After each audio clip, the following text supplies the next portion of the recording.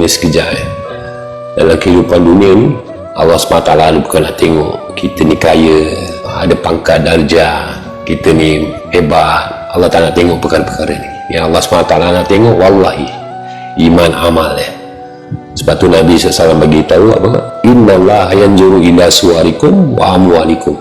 Allah SWT tak pandang paras rupa kita, cantik, handsome, putih, hitam, pakaian kita mahal, jam mahal, Allah tak pandang pun. Pangkat darjah kita, raja kita, orang biasa, Allah tak pandang pun. Kita bos, kita kuli, Allah tak pandang. Allah pandang apa? Walakinallaha la yanzuru ila qulubikum wa amalikum. Allah SWT pandang iman, amal kita. Allah tengok hati kita.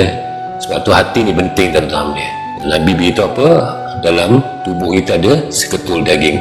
Kalau baik daging tersebut, maka baiklah tubuh tersebut. Kalau buruk daging tersebut, maka buruklah tubuh tersebut. Itulah hati tentang dia. Hati kita. Hati baik, seluruh tubuh badan kita, mata, percakapan, telinga, akal fikir, langkah kaki semua akan jadi baik. Tapi kalau hati buruk, semua akan jadi buruk. Cakap fitnah orang, cakap riba orang, cakap benci orang, cakap pakai hamun orang, pandang benda-benda buruk. Yang tak baik kita nak pandang, yang baik tak nak pandang. Dengar perkara buruk, yang baik tak nak dengar, yang buruk je kita dengar. Jadi hati lah, hati penting. Jadi usahakan hati. Sebab apa? Kita balik ni nak jumpa Allah SWT, nak bawa hati yang Allah SWT gembira, hati yang penuh dengan iman, hati yang dalam hati dia langsung tak ada selain daripada Allah SWT. Nak usahakanlah perkara itu. Dan perkara itu bukanlah satu benda yang mudah. Hari ini usaha, besok boleh berjaya, tidak.